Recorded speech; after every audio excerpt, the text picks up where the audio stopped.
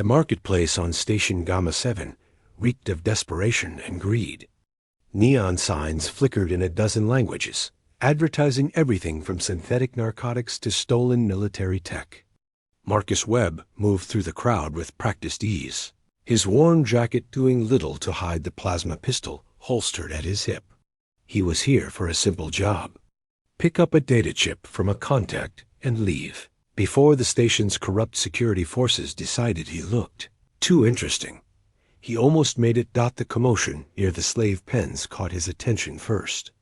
Marcus had learned long ago to mind his own business in places like this, but something about the shouting made him pause. A crowd had gathered around one of the cages, and through the press of bodies, he glimpsed purple skin and wild, matted hair. 1 credit. The slaver bellowed, a corpulent Dravian whose forearms gestured dramatically. Just 1 single credit for this specimen. She's untamed, sure, but break her spirit, and you'll have yourself a fine servant. The crowd laughed. No one moved to bid. Marcus should have walked away. He had his chip, his mission was complete, and getting involved in station politics was a quick way to end up floating in the void. But as the crowd parted slightly, he got a better look at the alien woman in the cage. She was humanoid, though her purple skin and the ridge of small horns along her brow marked her as distinctly non-human.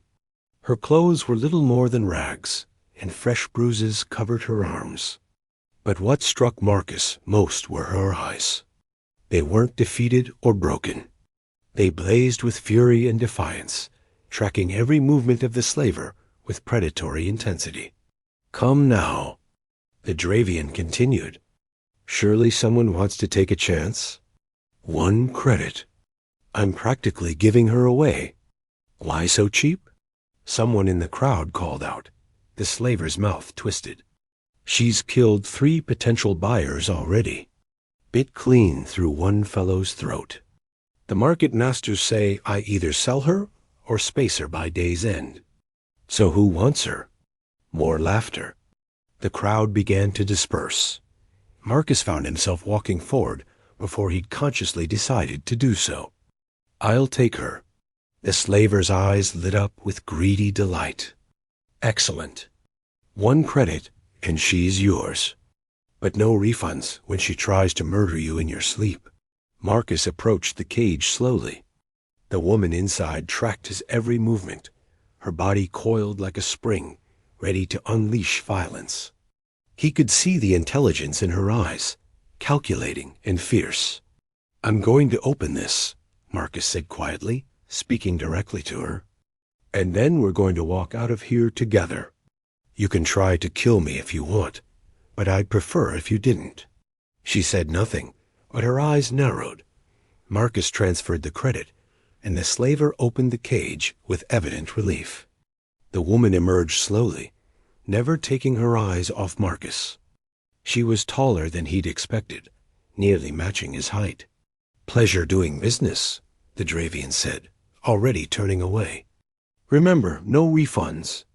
Marcus gestured toward the exit. Shall we? They made it approximately 50 meters before the ambush came. 6 figures emerged from the shadows of a maintenance corridor, all armed with shock batons and blade weapons. Their leader, a scarred Telkin with cybernetic eyes, grinned widely. The human and his new pet, the Telkin said. See, boys? I told you someone would be stupid enough to buy her. Now we take her back, collect the bounty from her original owners, and split the profit. Marcus sighed. Let me guess. You're the reason she was in that cage in the first place.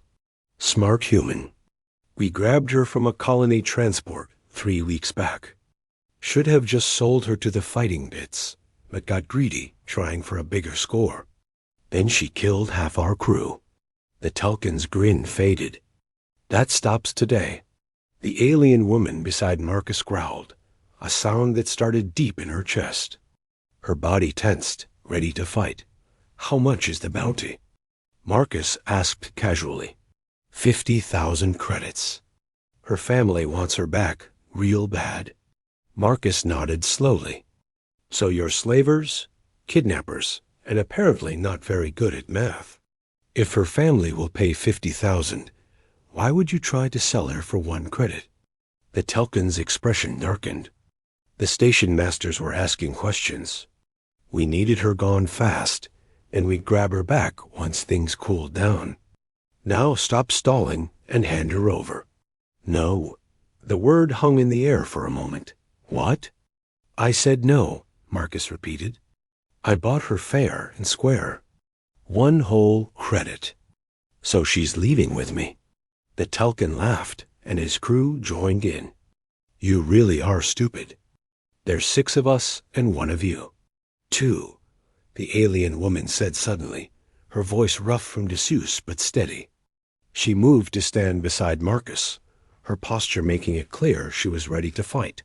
Marcus glanced at her, surprised. She met his gaze briefly, and something passed between them. An understanding. All right then, Marcus said. 2 of us. The fight was brutal and efficient.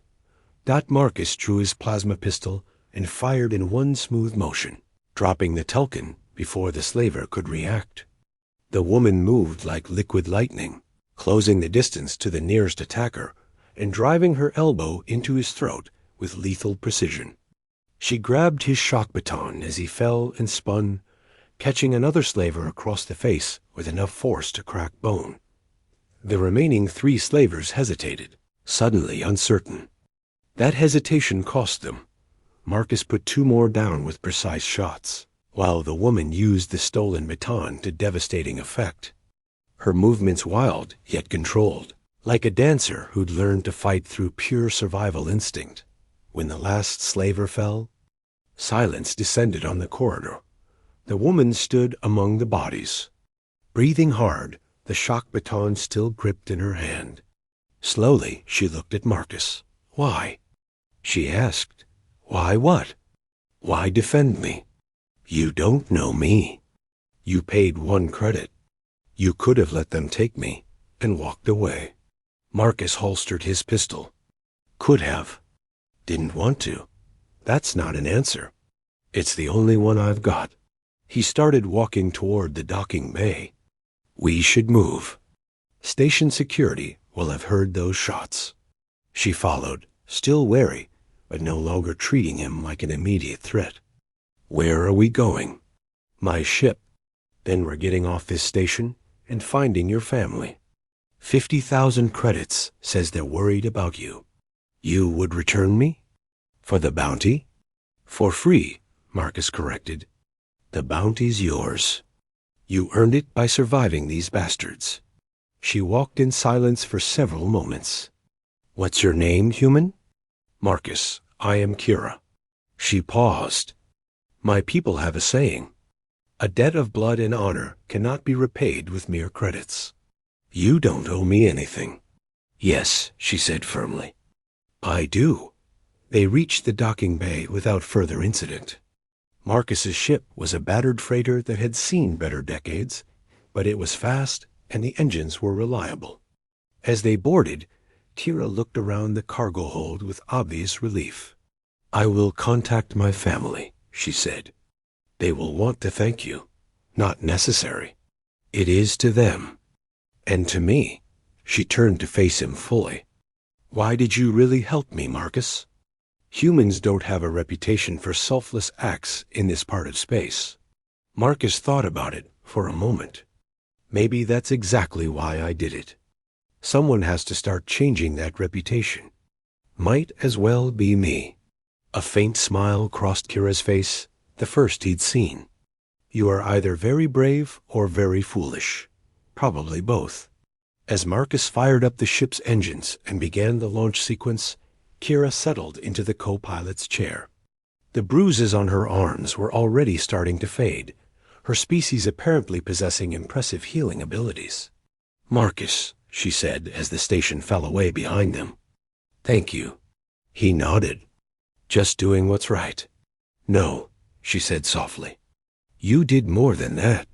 You saw me as a person, not property. Not many would have done the same. The ship jumped to FTL, and the stars stretched into lines around them. Marcus didn't respond with words. He didn't need to. Sometimes action spoke louder than any speech could.